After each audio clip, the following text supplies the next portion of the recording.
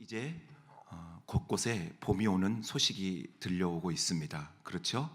벚꽃이 만개를 했고 혹시 여러분들 중에 벚꽃 구경 가신 분 계십니까? 사진도 좀 예쁘게 찍으시고 앨범에 잘 간직하셔서 멋진 추억으로 남겨두셨으면 합니다. 그런데 저는 때때로 겨울이 봄보다 더 따뜻할 때가 있습니다. 따끈한 찐빵과 붕어빵이 있어서 그렇고요. 그리고 따뜻한 날로 추위에 떠는 이에게 건네주는 따뜻한 외투.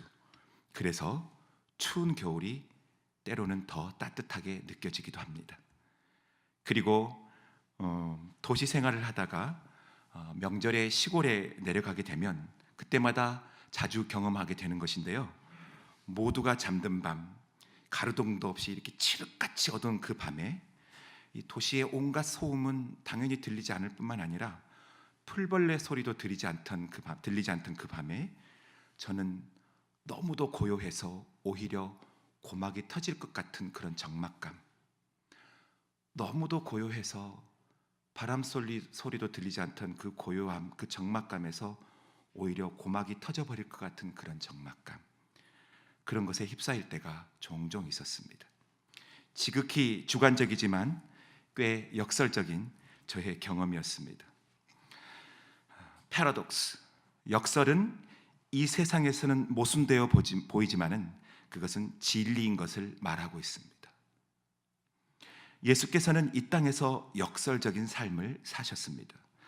하지만 그분의 삶은 느낌이 아니라 진리이셨습니다. 주관적인 경험이 아니라 참된 진리의 삶을 사셨습니다. 그분은 하나님이셨지만 종이 되어 섬기셨고, 그분은 십자가에 죽으셨지만 부활하셔서 모두의 생명이 되셨습니다. 예수님의 삶은 전혀 다른 삶이었습니다. 그리고 그분은 당신을 따르는 제자들에게도 주님과 같은 전혀 다른 삶을 살 것을 명령하고 요구하고 계십니다. 그 이야기는 예수께서 오늘 본문에서 보셨듯이 예루살렘으로 걸어가는 길에서 일어나고 있습니다. 오늘 본문의 배경을 말씀드리면, 오늘 본문에서 예수님은 예루살렘으로 걷고 계십니다. 지난 세월 동안 예수께서는 여러 번 예루살렘을 오르내리셨습니다. 어렸을 때부터 말이죠. 그러나 이번 여행은 마지막 여행이 될 것입니다. 이번에 예수께서 예루살렘으로 들어가시면 이제 그분은 예루살렘을 나오실 때는 십자가를 지고 나오실 것이기 때문입니다. 예수께서는 배반을 당하시고 이방인들에게 넘겨져 능욕을 당하시고 매맞고 결국 죽게 될 것입니다. 예수께서는 그것을 아셨음에도 불구하고 그분은 결연히 그 고난을 향해서 예루살렘으로 뚜벅뚜벅 걸어가셨습니다. 그러나 안타깝게도 예수님을 따르던 제자들의 생각은 전혀 다른 곳에 있었습니다.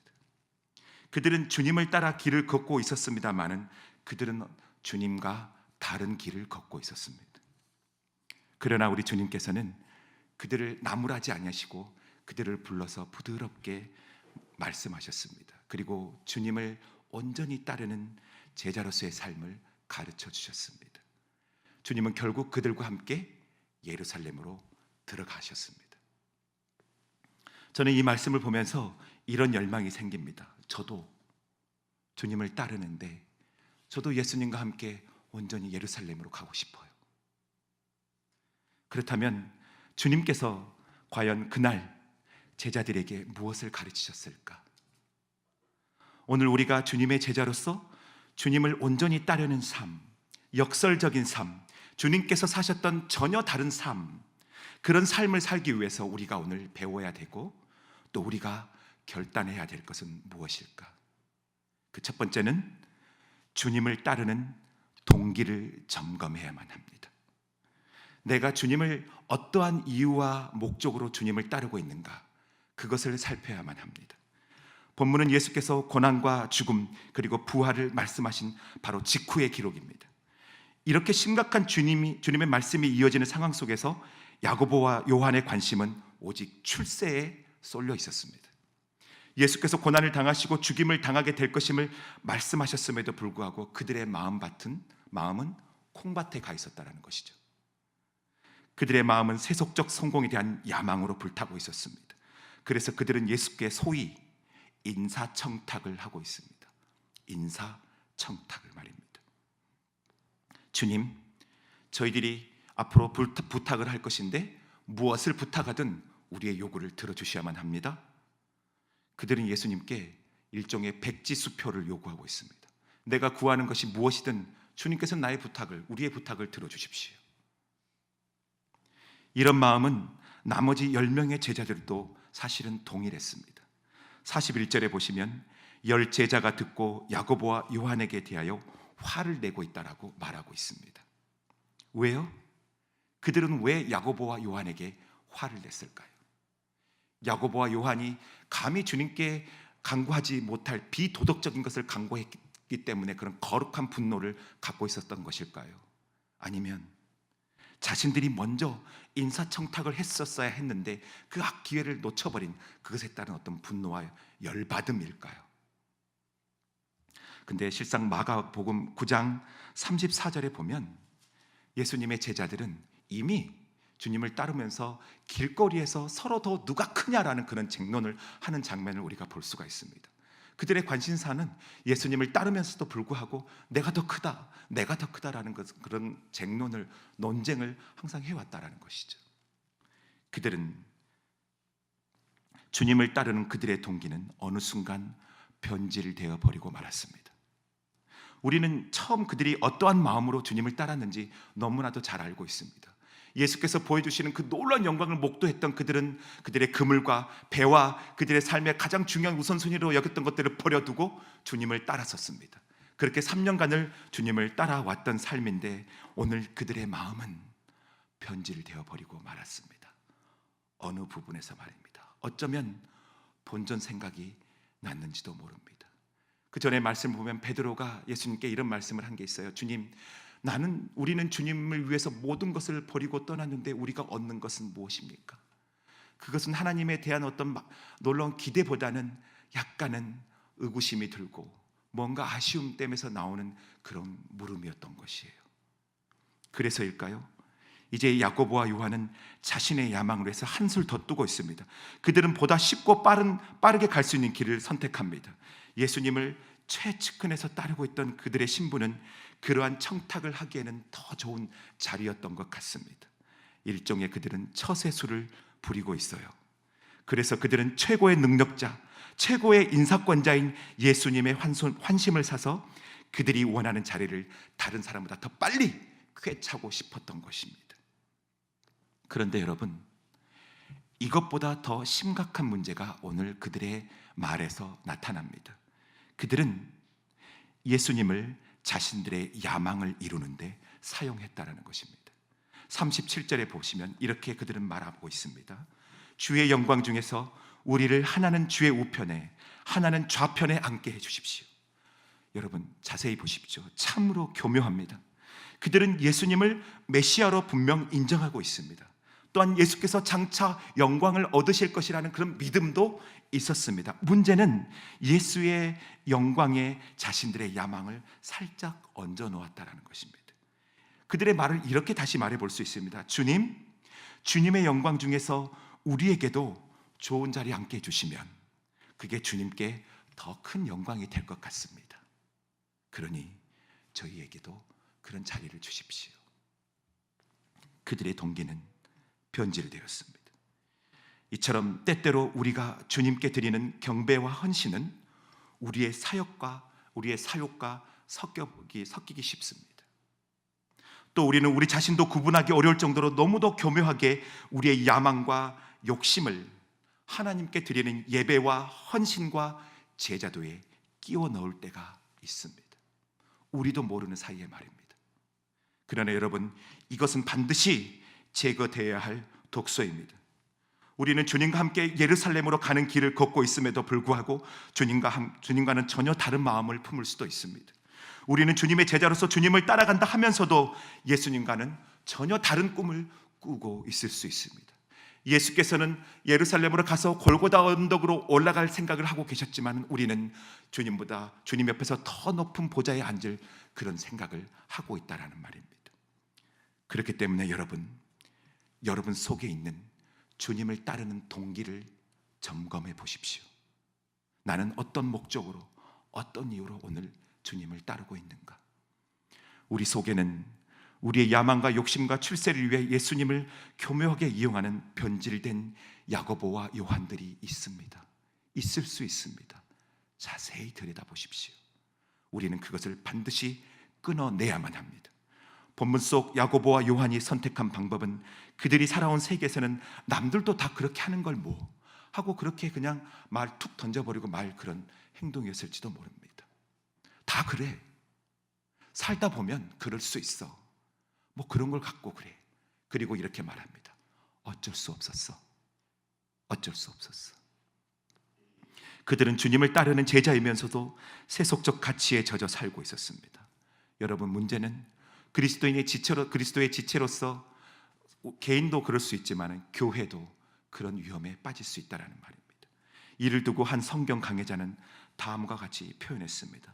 제가 읽어보겠습니다. 성경에 쓰인 모든 경건에도 불구하고 이교도의 가치가 계속 교회를 잠식하면서 행동을 지배하고 있다.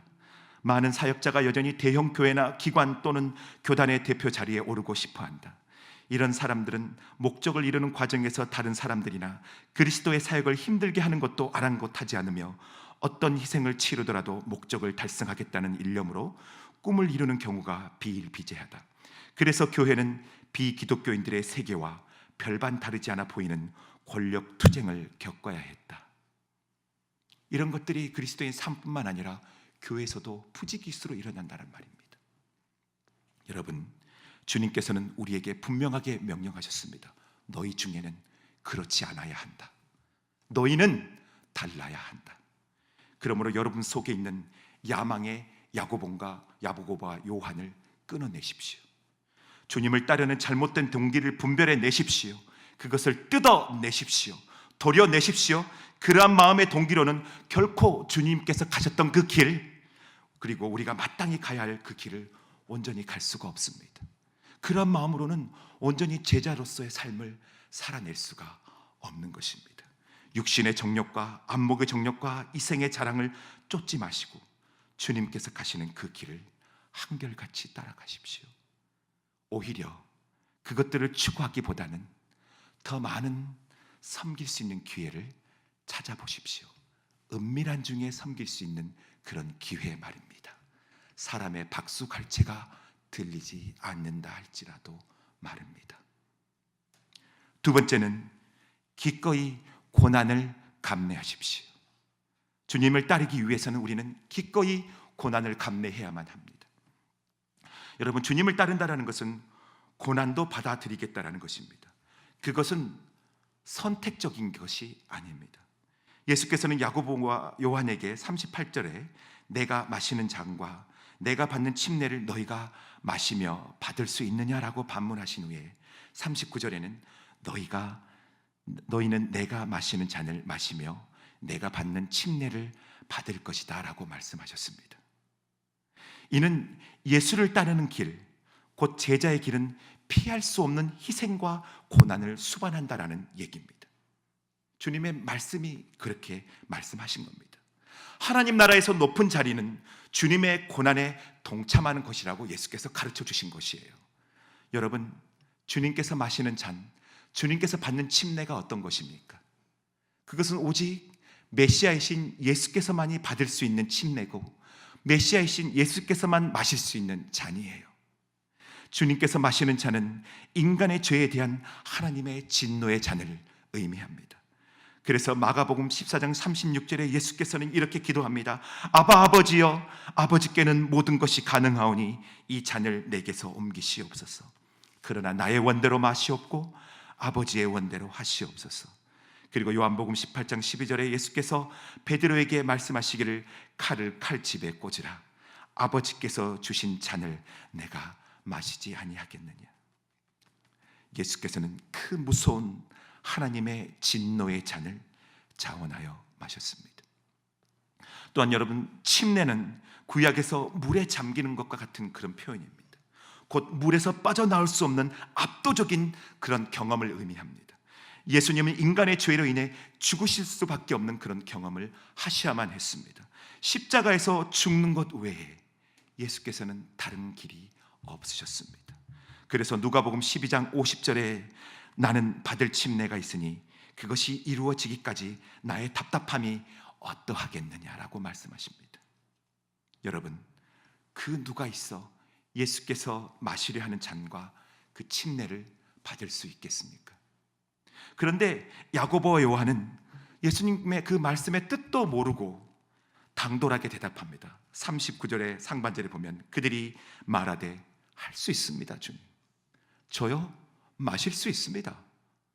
마실 수 있습니다.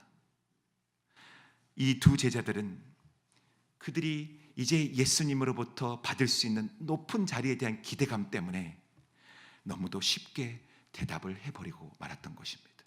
주님으로부터 이제는 내가 그 자리를 받을 수 있겠구나, 내 기도를 응답받을 수 있겠구나, 그러면 거뜬히 내가 주님의 잔을 못 마실 이유가 없지 않겠는가.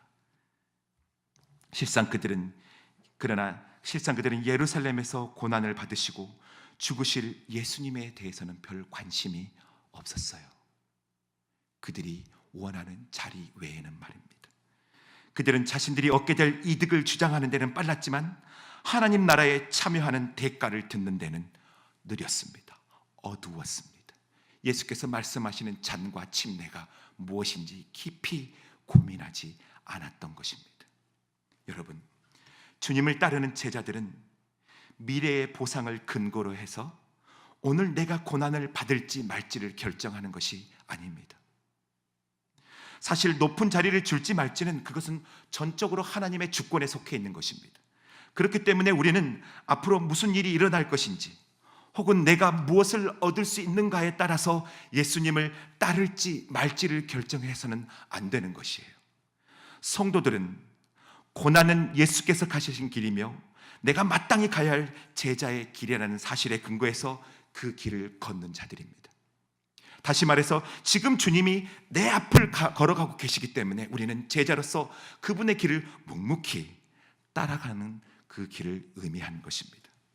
그러므로 여러분, 어떤 조건, 어떤 우리의 야망을 가지고 그걸 기대함으로 주님을 따라가지 마시고 그저 주님, 우리 앞에 가시는 그 주님을 기꺼이 따라가시고 그 주님께서 받으셨던 그 고난을 나도 받겠다라는 그런 각오로 그 고난을 감내하십시오. 그것이 바로 제자도입니다. 그것은 예수께서 당하셨던 온갖 모욕과 수치와 배반, 그리고 예수께서 공생의 삶을 살으셨을 때 이렇게 고백했습니다. 인자는 머리 둘 곳이 없다. 그리고 그분은 마구간에서 태어나셨습니다. 우리 중에서 마구간에 태어난 사람이 누가 있습니까? 그분은 매를 맞으셨고 결국 죽음까지 수용하는 그런 삶을 사셨습니다. 그러한 주님을 따라가겠다라고 결심하는 것, 그게 바로 제자도입니다. 인생을 살아가면서 참으로 뼈아프게, 절절하게, 가슴 저미게, 가슴 아프게 배운 것이 하나 있습니다. 누군가를 사랑한다라는 것, 그것은 그 사람의 좋은 점뿐만 아니라 그 사람의 안 좋은 점, 내 마음에 들지 않는 점, 나와 다른 점도 수용한다라는 것을 말입니다. 아직도 이것을 배워야 하지만은 사실 제가 지난 10년간 살아오면서 그걸 배웠었습니다. 근데 그걸 배우는 과정이 너무 아팠습니다. 누군가를 사랑한다는 것, 기분이 좋고 내 마음이 맞을 때는 쉽게 할 수 있었어요. 그래서 저는 그것을 잘할 수 있는 사람이라고 생각했는데 어느 순간 내 마음에 들지 않는 것들이 보이기 시작할 때 내 마음에는 분노가 일어나더라고요. 그가 나를 괴롭힌다라고 생각을 하게 되더라고요. 사실 젊은 남녀가 데이트할 때는 서로 다른 점에 이끌려 그것의 매력을 느껴 서로 더 깊이 데이트하고 결국엔 나중에는 또 결혼까지 결혼이 나지 않습니까? 그러나 결혼하고 나서는 그 다른 점 때문에 죽으라고 싸웁니다. 다른 점이 예뻐서 사랑했다가 다른 점 때문에 싸우고 심지어는 이혼에 이른다는 말입니다. 사람의 마음은 처음 마음에서 변질되어 서로에 대한 헌신이 사라져버리고 만다라는 것입니다. 주님을 열정적으로 열광적으로 따랐었습니다만 주님의 그 영광의 빛을 보았을 그때는 모든 것을 버려두고 주님을 따를 것 같이 해서 주님을 따랐습니다만 세상을 여전히 살아가는 과정 중에서는 마음이 아니더라는 거죠. 어렵다라는 것이죠. 힘들다라는 거죠. 자꾸 예수님께서는 산으로 들로 돌아다닌다는 것입니다. 때로는 노숙을 해야 되는 거예요. 사람들이 왕으로 삼고 잘 때 예수님은 깊은 산으로 오히려 도망가 버리고 맙니다. 아니, 저 주님은 도대체 무엇을 하시려고 저러시는가? 그런데 이제 와서는 십자가에서 죽으시겠다고? 아니, 나는 못하겠어. 나는 그런 제자의 삶을 살지 못하겠어. 여러분, 주님을 따른다라는 것은 기꺼이 주님의 그 고난도 나도 함께 받겠다라는 것입니다. 베드로는 그렇기 때문에 이렇게 힘주어 증거합니다. 베드로전서 4장 13절에 오히려 너희가 그리스도의 고난에 참여하는 것으로 즐거워하라. 이는 그의 영광을 나타내실 때 너희로 즐거워하고 기뻐하게 하려 함이라. 그러므로 여러분, 단순합니다. 오늘 결심하십시오. 나도 그 주님을 따라가겠다. 탐욕에 젖었던 야고보와 요한은 우리가 알듯이 훗날에 그들은 마침내 그들이 마셔야 될 주님의 고난의 잔을 마셨습니다. 요한은 모진 고난 속에 밤모섬으로 유배가 되었지 않습니까? 그리고 야고보는 사도들 중에 가장 처음으로 순교를 당하는 예수님을 따르는 그 영광의 길을 걷게 되었던 것입니다. 이제 여러분께 마지막으로 권면합니다. 주님처럼 기꺼이 섬길 것을 결단하십시오. 주님의 제자로 사는 위해서는 주님처럼 섬길 것을 결단하셔야만 합니다. 섬긴다는 것은 여러분, 세상의 원리를 거부하는 것입니다. 왜냐하면 섬김은 세상의 원리가 아니기 때문입니다. 그리고 그것은 주님을 본받는 것입니다. 주님께서는 강력하게, 너무도 단호하게 세상의 리더십 관행을 거부하셨습니다. 예수께서는 불평 불만을 터뜨리는 제자들을 불러 모으셨습니다. 마가복음에 보면 예수께서 중요한 말씀을 하시려고 하실 때는 꼭 제자들을 불러 모으는 장면이 9번 나타나요. 모여봐라 얘들아, 내가 너희들에게 할 말이 있다. 그러면서 43절과 같이 말합니다. 너희 중에는 그렇지 않아야 하나니, 너희는 달라야 하나니, 너희는 그렇지 않아야 한다. 여러분, 이 말씀을 다시 해석해 보면 앞으로 너희들이 그렇지 않아야 할 것이다 라는 그런 의미보다 이런 방식은, 너희들은 제자이기 때문에 이런 삶의 방식은 너희들 가운데 있을 수가 없어 라는 그런 말을 얘기하고 있습니다. 즉 전혀 다른 질서, 곧 제자로서의 마땅한 삶이 너희들의 삶의 당연한 모습이다라는 것을 예수께서 강조하고 계신 거예요. 그것은 바로 섬김입니다. 더 나아가 43절에서는 예수께서 종이 되는 것이라고 말씀하시고 계십니다.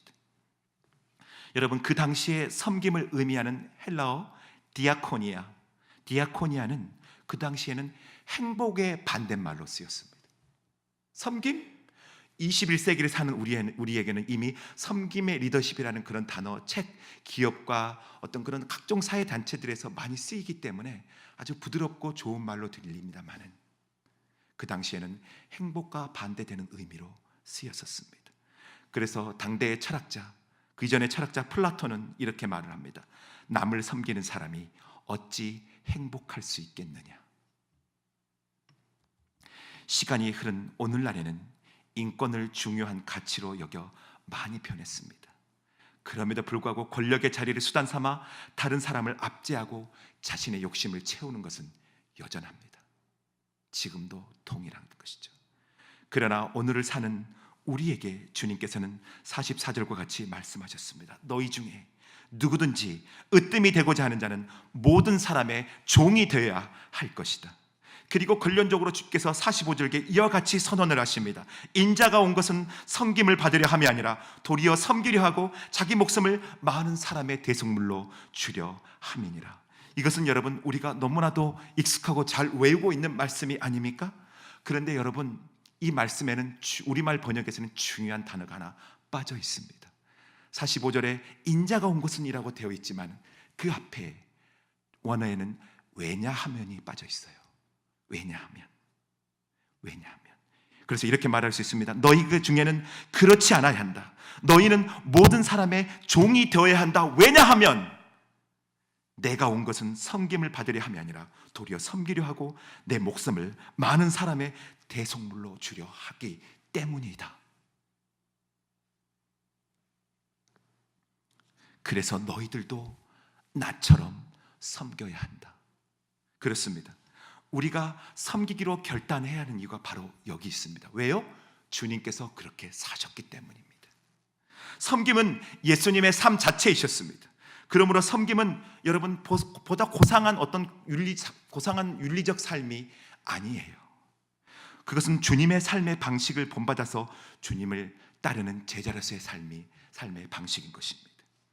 그러므로 여러분, 선택의 문제가 아니에요. just as라고 말하고 있습니다. for라고 말하고 있습니다. 예수께서 섬기셨기 때문에 우리는 당연히 주님의 제자라고 한다면 오늘 이 순간 섬길 것을 결단하셔야만 합니다. 그것이 주님을 닮아가는 것이기 때문입니다. 여러분, 단호하게 말씀드립니다마는 섬기지 않는 모습은 하나님 나라에서 합당치 않는 모습입니다. 내가 부족해서 어쩔 수가 없어서라고 그런 말로 그냥 퉁 쳐버리고 잊어버리는 그러한 삶의 문제가 아니라는 것입니다. 귀신을 내쫓으시고 빈들에 있는 수천 명을 먹이시고 바람과 파도를 잠잠케 하시며 죽은 나사로마저 살리셨던 그 예수께서 말씀하십니다. 내가 섬긴 것처럼 너희도 섬겨라. 그분의 섬김은 메시아로서 죽으셨을 뿐만 아니라 그 섬김으로 인해서 온 인류가 구원에 이르는 길을 얻게 된 것입니다. 메시아로서의 섬김 말입니다. 그렇습니다. 여러분, 이제 말씀을 맺겠습니다. 이 세상에서 통용되는 방법을 사용하기를 거부한다는 것은 여러분, 불편을 감수하는 것입니다. 세상에 통용되는 논리대로 원리대로 그냥 하면 크게 부족할 게 없어 보입니다. 좀 더 쉽고 빠른 길이에요. 그러나 세상의 원리를 거부하고 주님께서 사셨던 삶을 따르겠다고 하는 것은 손해본다는 것을 결심하는 것입니다. 사마리아인의 비유를 보십시오. 이름도 모를 그 한 사람을 섬기기 위해 그는 자신의 여행 일정을 변경해야만 했습니다. 어쩌면 그는 계약을 맺어야 되는 굉장히 중요한 일이 앞에 기다리고 있었을지도 모릅니다. 어쩌면 그는 내일 모레 있을 시험을 준비하기 위해서 오늘 굉장히 중요한 어떤 정보를 얻기 위해서 가야 되는지도 몰랐습니다. 그러나 그는 그 한 사람, 이름도 모를 그 한 사람을 돕기 위해서 자기의 여행 일정을 변경합니다. 그리고 자기의 여행 경비를 써서 그 사람의 치료비로 사용하고 있습니다. 여러분, 그게 어디 쉽습니까? 그러나 예수께서 우리에게 단호하게 명령하십니다. 너희는 달라야 돼. 너희 중에는 그렇지 않아야 돼. 그렇게 말씀하신 예수께서 그렇게 먼저 희생하셨습니다. 예루살렘으로 뚜벅뚜벅 걸어가시는 예수님, 그 모습을 기록한 마가복음을 읽었던 초대의 그리스도인들은 이제 그들은 머지않아 네로의 무자비한 핍박과 참혹한 고문을 당하게 될 것인데, 예수께서 걸어가셨던 그 걸음을 기록한 마가복음을 읽었던 그들은 아마 더 큰 위로를 받았을 것입니다. 그래, 주님께서 먼저 이 고난의 길을 가셨어. 나도 그 길을 따라가야겠어. 여러분, 결심하십시오. 여러분 마음속에 있는 탐욕스러운 동기를 버려보십시오. 주님께서 가신 그 고난의 길을 기꺼이 가겠다라고 결심하십시오. 죽기까지 섬기시기 위해 예루살렘으로 한결같이 걸어가신 우리 주님을 따라 우리도 섬길 것을 결심하십시오. 그렇게 함으로써 주님을 닮는 제자로 성장해 나가십시오. 그렇게 함으로써 주님 나라에서 주님께 인정받는 충성된 종이 되십시오. 그리고 이 땅에서 여러분들의 그 섬김을 통해서 누군가는 하나님의 구원을 경험할 수 있는, 누군가는 아프고 고통스러운 마음을 치료받을 수 있고 회복될 수 있는 그런 위대한 하나님의 구원의 역사에 쓰임받는 여러분들의 삶, 제 삶이 되기를 주님의 이름으로 축원합니다.